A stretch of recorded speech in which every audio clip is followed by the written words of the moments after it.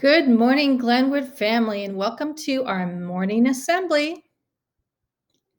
This is a real exciting week for all Americans and everyone who lives here because Joe Biden will be inaugurated as the 46th President of the United States. This historic event is tomorrow. And as we celebrate our new president, we celebrate freedom again this week because we remember Martin Luther King Jr., who did so much to improve the civil rights and equality for all Americans. So you know what to do. Go ahead and stand. Let's do the Pledge of Allegiance.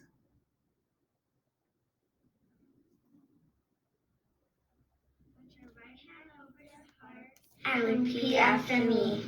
I pledge allegiance to the flag of the United States of America and to the republic for which it stands, one nation, under God, indivisible, and liberty and justice for all. Okay, so let's sing the Star-Spangled Banner.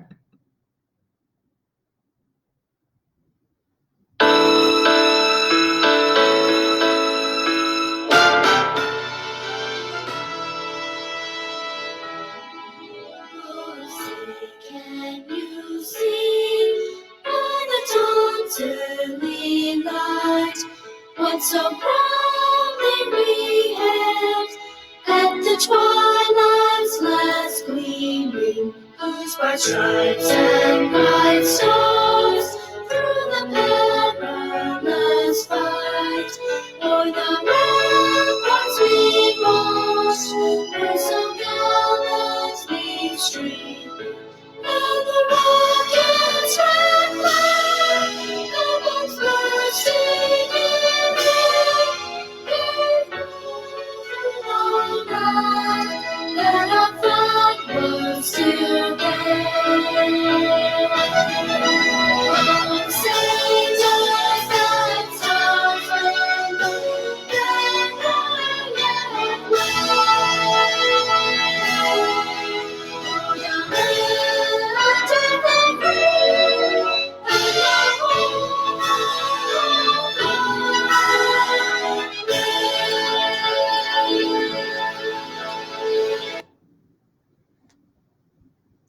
Okay, so our announcements this week.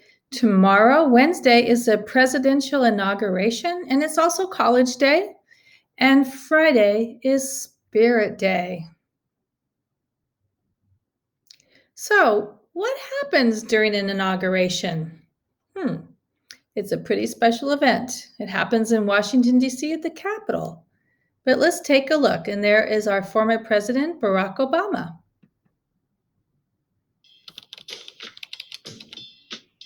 Congratulations, America. You've got a new president. The new president isn't actually official until the inauguration at noon on January 20th. That's the exact date and time called for by the 20th Amendment to the Constitution. It all begins with the Chief Justice of the Supreme Court swearing in the new president. The tradition of placing the right hand on the Bible was started by George Washington. However, 3 presidents have opted to do without a Bible: John Quincy Adams, Franklin Pierce, and Teddy Roosevelt. The band plays Hail to the Chief. Then there's the inaugural speech. My fellow citizens. My fellow citizens. My fellow citizens. The inaugural speech sets the tone for a presidency, and if they're done right, inspire generations. During his second inaugural address, Abraham Lincoln sought to stitch the nation back together. With malice towards none, with charity towards all, let us strive on to finish the work we are in, to bind up the nation's wounds. He would be assassinated barely a month later. JFK passed the torch to a new generation when he said, "Ask not what your country can do for you. Ask what you can do for your country." After the speeches, the day ends with an inaugural ball, a tradition started by President James Madison and his wife, Dolly. While all of this is going on, the White House goes through a complete transformation. In just a few hours, all the former president's belongings are removed and the new president's furnishings are moved in. By the end of the day, when the new commander-in-chief walks into the White House, it will seem like they've always been there.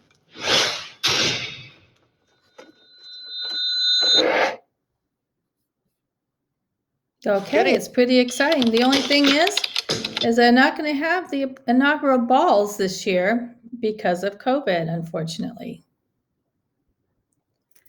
So I'm wondering, what advice do you have for our new president? So what I'd like you to do is you have a choice. You can either use Flipgrid or Jamboard. And you can start off by saying, Mr. President, I think you should, or you could say, please, because, or we need your help with. So if you go to Flipgrid, you would just go to Glenwood 1 and record it. If you go to Jamboard, you just go to Glen Jam and record it. So when you go to Jamboard and type in bit.ly, Glen Jam, and hopefully your teachers will put it in Schoology for you to make it easier. This is what you'll see on Jamboard, and you just go over here to the ticket, click it, and type on it. And if the page gets filled up, all you have to do is go up here and turn to another page and add it. For Flipgrid, just go to Glenwood 1, and there's a password 12345, and you can record a response, which is kind of fun because then you can see some of the responses from some of our other Glenwood students. So that's an easy one to do as well. So one of the things we're going to talk about this week is integrity, because we're going to talk a little bit about an honor code. An honor code and integrity means we're building academic honesty. We're doing our own work and not the work of others. And we're not getting help for our own work too much, especially when we're taking some of our tests such as Edgenuity or Dibbles or Edulastic. Integrity also means always telling the truth and accepting the consequences. It means to believe in yourself. Build the qualities of integrity, honesty, and respect. And we've learned about honesty and trustworthiness and respect in our pillars of character. Integrity is always meaning that you stick to the rules and you don't bend the rules, even when you're playing on the playground with someone when we get back to school. Integrity means you think for yourself. You use your own answers. You don't use anyone else's, even your parents, during the Zoom class or tests. Because we emphasize mastery, which might come at the end of the semester and not necessarily right away. You might take a little bit longer than someone else to master the standards that you have to learn. Because remember, you will always learn better if you let us help you identify your mistakes and areas that you need to work on. So if we don't know that you don't understand something because you're getting help, we won't be able to help you. So let's take a look at a quick little video on integrity. Integrity, a la Shmup. Our friend here just won her school's essay contest. Her parents are glowing with pride and she's got a shiny trophy with her name on it. Only catch, she didn't actually write the essay. Her friend over here in detention wrote it. She forgot to write an essay of her own, so she copied his, submitting it as her work, and told her teacher he cheated off of her. Now her friend's in trouble and she's being rewarded for something she didn't do. Yikes. Looks like it's time to check in with these two. Tell them you lied. Claiming someone else's work as your own is unethical. You'll feel better when you get your friend out of trouble. But everyone's so proud of you. Feels pretty good, doesn't it? And if you tell the truth, they'll all hate you. So forget about your friend. This trophy is your friend now. It's his essay. It's his trophy. There are plenty of trophies in the sea. That's not how that saying goes. Yeah, you're not how that saying goes. That literally makes no sense. You literally make... All right, you get the idea. So is our friend going to be swayed by the glory of victory and leave her friend in the lurch? Or will her integrity be great enough that she turns herself in and gives the trophy to its rightful owner? Well, we know that this girl's going to make the right decision, so really it's just a matter of... Didn't see that one coming. Obviously, you can listen to either one of those fellows on your shoulders, but this guy's advice is all about honesty and honor. He wants to see you go far in life, and those type of character traits, well, they open up a lot of doors. This guy, well, he couldn't care less if you crashed and burned as long as you have fun in the moment. Yeah, how's that trophy looking now, huh? Probably a little better than the sound of your friend's tears. And even when you grow up, these guys will keep following you around. As tempting as it is to take the easy way out, sometimes you have to make a tough decision for the greater good. And even if it's not as easy, agreeing with this guy usually yields some cool results. So whether you find yourself in this situation, this one, or something more serious, you'll hear those two voices. Which one are you going to? So which one are you going to listen to? Well, and because you know inside of you what the right thing to do is, and that is what integrity is.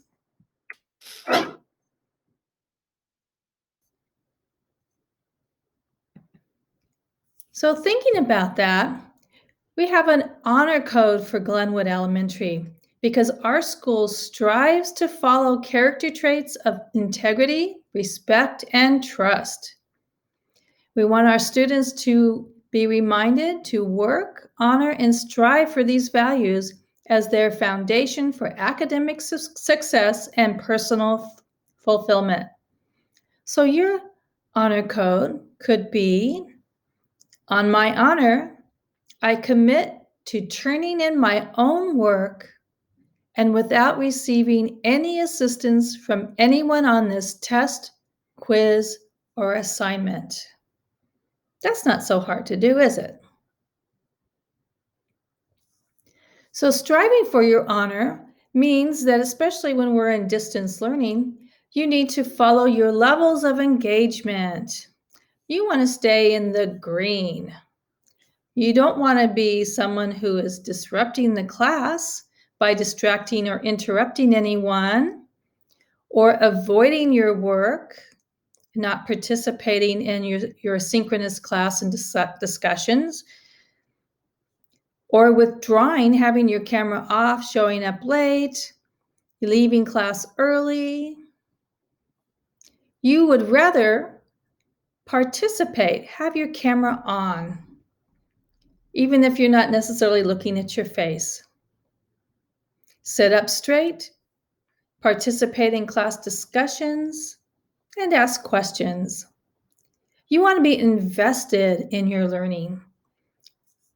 You also want to keep trying even when it's hard and you don't understand, and participate in everything without even being asked to. Thinking about your learning in ways to improve yourself by reflecting and thinking about what you're learning.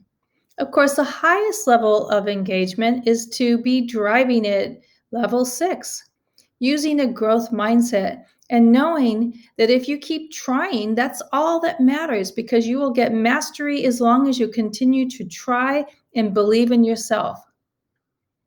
Turn in all your assignments, give feedback to your classmates, make sure that you know where to access all your materials, ask for help when you need it as well, and think about ways to improve your learning and your understanding. So we all want to be over in the level of engagement to make sure that we have integrity and academic integrity in our learning. So our quote of the week is done by C.S. Lewis. It says, integrity is doing the right thing even when no one is watching. So Martin Luther King Jr. had a lot of integrity. And so let's just listen to a little bit of his famous I Have a Dream speech, which also was taking place in Washington, D.C. You might recognize some of the scenes, even though it's in black and white. I am happy to join with you today in what will go down in history as the greatest demonstration for freedom in the history of our nation.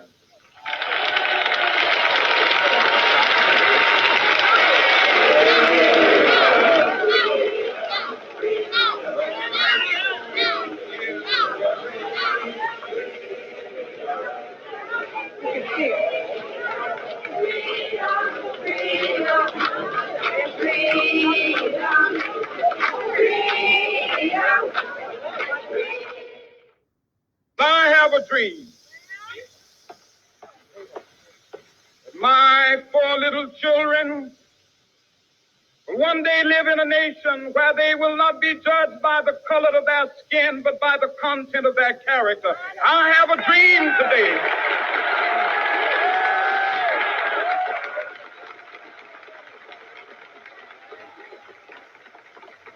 With this faith, we will be able to work together, to pray together, to struggle together, to go to jail together, to stand up for freedom together, knowing that we will be free one day.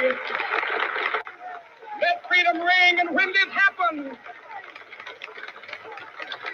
when we allow freedom ring, when we let it ring from every village and every hamlet, from every state and every city, we will be able to speed up that day when all of God's children, black men and white men, Jews and Gentiles, Protestants and Catholics, will be able to join hands and sing in the words of the old Negro spiritual, free at last, free at last. Thank God Almighty, we are free at last.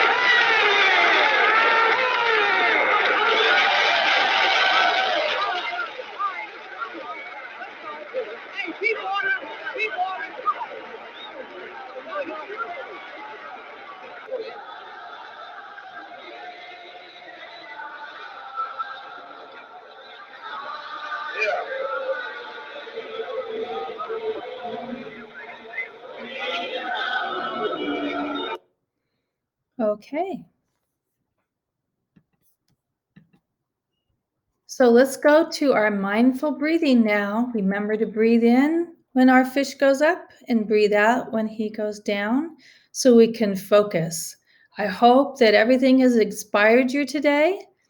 Taking a look at our inauguration for our new wonderful president and also thinking back on Martin Luther King Jr.